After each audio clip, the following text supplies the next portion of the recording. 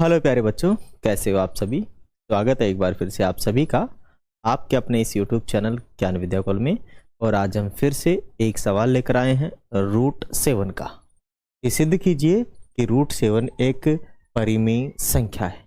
ये हमें सिद्ध करना सीखना है। मैं आशा करता हूँ आप सभी लोग इस सवाल को अच्छे से एंजॉय करेंगे, सीखेंगे और बिंदास तरीके से सीख जाएंगे। पहली बार यदि हमसे जुड़े हैं तो चैनल को लाइक करें, शेयर करें, सब्सक्राइब करें और एक प्यारा सा कमेंट भेजें। और यदि आपकी कोई क्वेरी है, आपका कोई सवाल है और आपको नहीं आ रहा है तो आप हमें क्या करेंगे, फोटो खींचेंगे और हमारे दिए गए व्हाट्सएप नंबर पे भेज देंगे। ठीक है, वहाँ हम आपको वीडियो सॉल्यूशन जरूर देंगे दूसरे दिन, है ना। यदि चैनल पे बना हुआ वीडियो होगा तो हम तुरंत उसे आपको शेयर कर देंगे और यदि नहीं होगा तो दूसरे दिन तक हम आपको उस वीडियो को शेयर कर देंगे। ठीक है, तो भाई जुड़ जाए अपने साथ, सीखें। यदि अपने को परिमेय संख्या सिद्ध करना है, अपरिमेय संख्या सिद्ध करना है तो हम पहले इसे परिमेय मानेंगे, विपरीत मान लेंगे। परिमेय है तो विपरीत मान लेंगे अपरिमेय, है ना। तो अपने को अपरिमेय दिया हो तो परिमेय मानेंगे। तो यहां लिखेंगे माना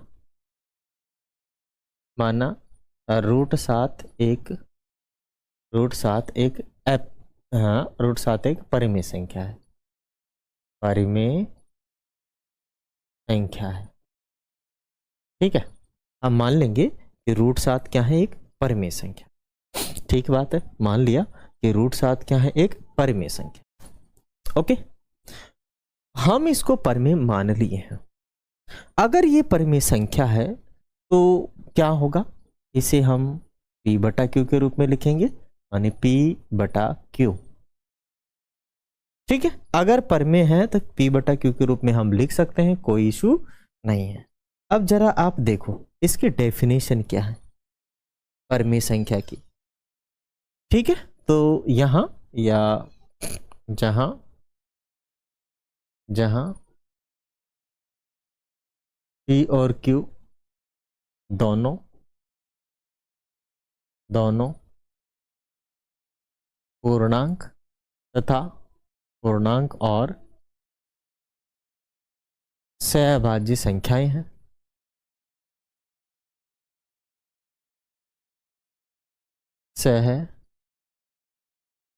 सहभाज्य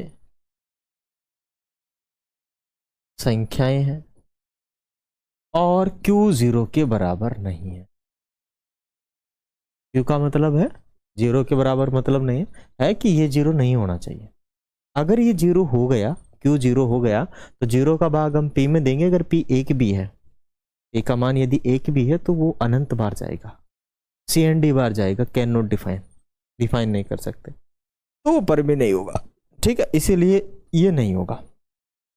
अब हम क्या करेंगे, क्योंकि देखो अपने को तो इसे सिद्ध करना है। अब यहाँ कोई पूर्णांक अंक आ नहीं रहा, इधर पूर्णांक तो ये परिमेय है, तो ये परिमेय हो तो ऊपर ही मान रखा है। तो दोनों तरफ हम क्या करेंगे, वर्ग करेंगे। इसको इधर ले आएंगे, चाहे तो हम इधर भी कर सकते हैं, नो इशू, लेकिन हम पहले इधर ले आएंगे। तो इसे लिख देंगे q और रूट में 7 और बराबर में p।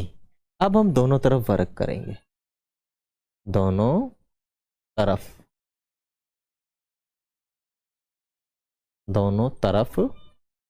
वर्ग करने पर स्क्वायरिंग ऑन बोथ साइड। ठीक है, स्क्वायरिंग ऑन बोथ साइड, दोनों साइड में स्क्वायर करने पर। तो हम इधर स्क्वायर करेंगे, इधर भी कर दिया, और p का भी क्या कर देंगे हम, स्क्वायर।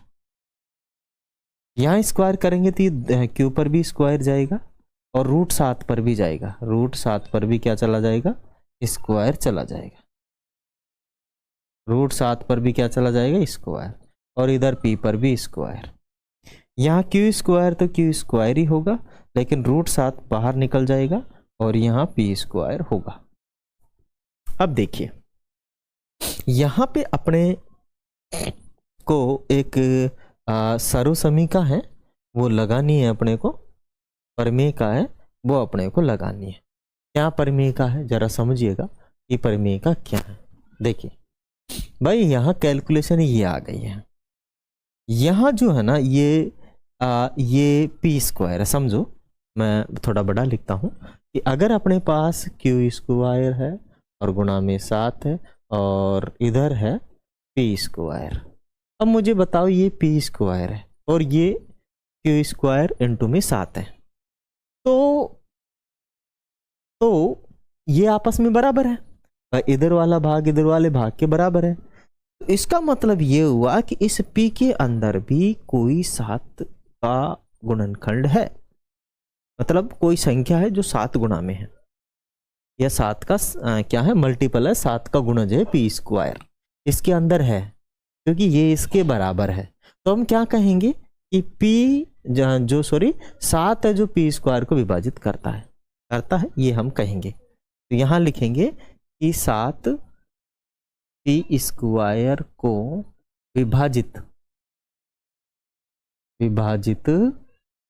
पी स्क्वायर को विभाजित करता है, पी स्क्वायर को क्या करता है, विभाजित करता है। अतः पी स्क्वायर को विभाजित करता है, तो यहां है प्रमेय 1.2 से, एक प्रमेय है आपकी 1.2, ठीक है, मैं बताऊंगा अभी। 1.2 से अगर 7 पी स्क्वायर को विभाजित करता है तो 7 है ना, यहां लिख देंगे, तो 7 पी को भी विभाजित पी को भी विभाजित करेगा, पी को भी क्या हो जाएगा, विभाजित करेगा। अब इसका मतलब ये हुआ कि भाई साहब ये 7 जो है पी स्क्वायर को विभाजित कर रहा है और 7 पी को भी विभाजित कर रहा है, इसका मतलब है कि इस पी में कुछ न कुछ तो है। तो ये अपने पास जो था क्यू स्क्वायर 7 और इधर क्या था, पी स्क्वायर 7 था, तो यहाँ जो ये 7 है इसके अंदर यहाँ जो पी स्क्वायर है इसमें पी स्क्वायर के अंदर 7 है, इस पी के अंदर 7 है, 7 का कोई गुणज है। इसका मतलब हम मान लेंगे, क्या मान लेंगे, माना पी बराबर 7 और आर कोई पूर्णांक है, 7 तो है ही है पूर्णांक, लेकिन आर भी कोई पूर्णांक है। अब हम इसको क्या करेंगे, इस पी के स्थान पर रिप्लेस कर देंगे, सब्स्टिट्यूट कर देंगे। तो ये P की जगह पे हम क्या कर देंगे 7R और इसका लगा देंगे स्क्वायर, क्योंकि इधर भी क्या चल रहा है, स्क्वायर चल रहा है। तो इधर हो जाएगा आपका क्यू स्क्वायर इंटू 7 और यहाँ हो जाएगा 7 इंटू में 7, मानी 7 का स्क्वायर करेंगे तो 7 गुणा 7 और R का स्क्वायर करेंगे तो R गुणा R, तो इसे हम R स्क्वायर रख लेंगे। एक 7 से कट जाएगा, ये 7 गुणा हो जाएगा। अब इधर बचा क्यू स्क्वायर बराबर 7R। अब इधर भी वही लफड़ा हो गया जो पहले हुआ था, जो पहले लफड़ा हुआ था इधर भी वही हो गया। क्या हुआ कि भाई साहब ये 7R स्क्वायर जो है इसको भी विभाजित करेगा, ये 7 जो है क्यू स्क्वायर को क्या करेगा, विभाजित करेगा। ये जो है इसको भी विभाजित करेगा, क्यू स्क्वायर को भी विभाजित करेगा, क्योंकि पिछला ही तो मैटर बन रहा है, उधर पी था बस अब क्यू आ गया, 7 क्यू आ गया, बस और क्या है, ठीक है ना। भाई इधर क्यू है तो इधर 7R आ गया है। 7 अब जो R है वो जो 7 है वो इस क्यू स्क्वायर को विभाजित करेगा। जैसे इधर हमने लिखा था, इधर वाले में हमने ये लिखा था, ये वाला आया था, इधर देखो पी स्क्वायर बराबर में कितना था 7 क्यू स्क्वायर। अब ये 7 इसको विभाजित कर रहा था, अब ये बस थोड़ा सा मैटर चेंज हुआ कि भाई साहब अब ये जो है 7 है अभी क्यू को भी विभाजित करेगा, ठीक है, इसको भी विभाजित करेगा, क्यू को भी विभाजित करेगा। तो बस यहाँ थोड़ा सा मैटर चेंज करना है, लेटर का मैटर चेंज करना है कि भाई साहब 7 क्या करेगा, क्यू को, जो 7 है वो क्यू स्क्वायर को भी विभाजित करेगा, तो क्यू को भी विभाजित करेगा। प्रमेय कौन सी, वही प्रमेय। अब ये तो मैटर हो गया। अब मैटर में क्या हुआ कि भाई साहब हमने तो स्टार्टिंग में एक बात मानी थी कि अगर ये परिमेय संख्या है तो P और Q दोनों पूर्णांक और सहभाज्य हैं। मेन दिक्कत तो यहाँ पूर्णांक तो है ही है, पूर्णांक तो आया है जो भी है, लेकिन सहभाज्य वाला कॉन्सेप्ट का मामला गड़बड़ हो गया। क्योंकि सहभाज्य का मतलब होता है कि ये आपस में संख्याएं नहीं कटेगी और इनका कॉमन गुणनखंड 7 आ गया। कितना आ गया है? कॉमन गुणनखंड 7 आ गया है। तो यहां लिखेंगे कि P और Q में, यहां P और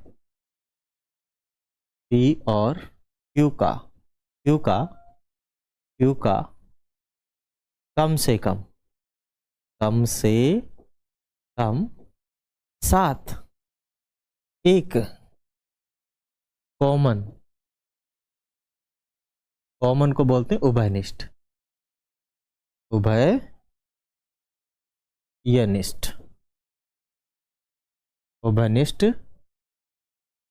गुणनखंड है।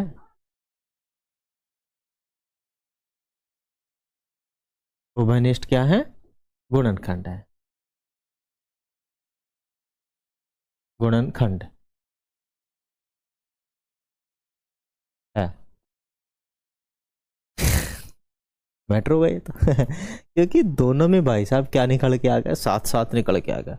उधर भी 7 आ गया, इधर भी 7 आ गया, तो सब संख्या जो है सहभाज्य है ही नहीं। मतलब कि जो अपने पास P/Q था ना, अब क्या हो गया? कि P के अंदर तो 7R था और Q के अंदर भी एक 7 निकल के आ गया। Q के अंदर भी क्या निकल के आ गया? एक 7 निकल के आ गया। तो ये तो आपस में कट रहे हैं, ये तो आपस में क्या हो रहे हैं? कट रहे हैं। तो मतलब ये कटने वाला होना ही नहीं चाहिए, कटने वाला होना ही नहीं चाहिए।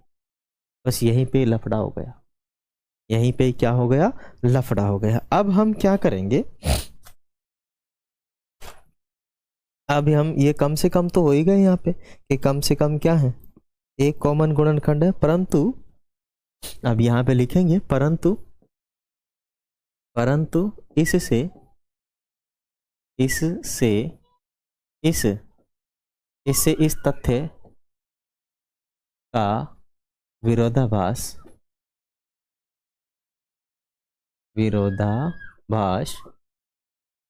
प्राप्त होता है, विरोधाभास प्राप्त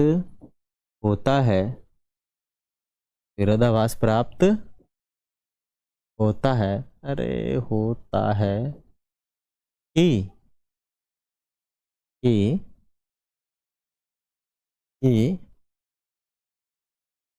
और Q दोनों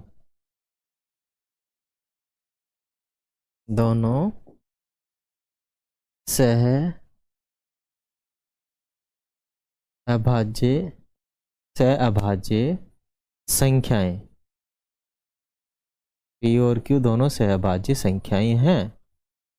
इस तथ्य का विरोध प्रकट हो गया भाई। ये इतना तथ्य है कि P और Q दोनों के दोनों क्या हैं? सहअभाज्य संख्याएं हैं। इस वाले तथ्य का विरोध प्रकट हो गया। जबकि अगर परिमेय संख्या है तो सहअभाज्य नहीं होनी चाहिए, तो सहअभाज्य हो गया। इसका मतलब ये हुआ कि भाई साहब मैटर हो गया है? ये तो विरोधाभास हो गया। अभी विरोधाभास हुआ क्यों है वो आगे हम लिखेंगे, क्योंकि यह विरोधाभास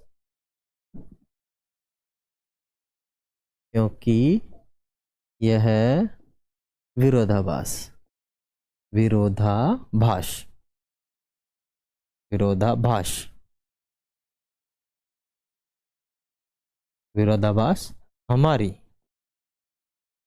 हमारी गलत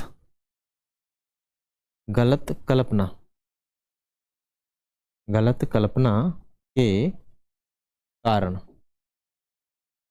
प्राप्त हुआ है।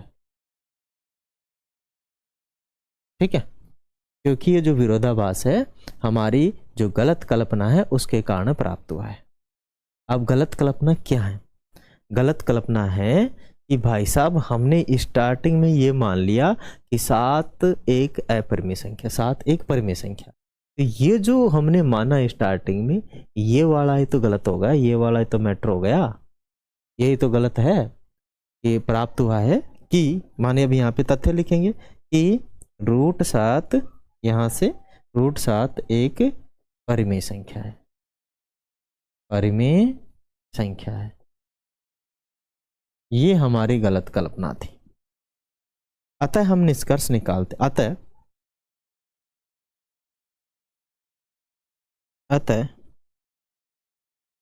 हम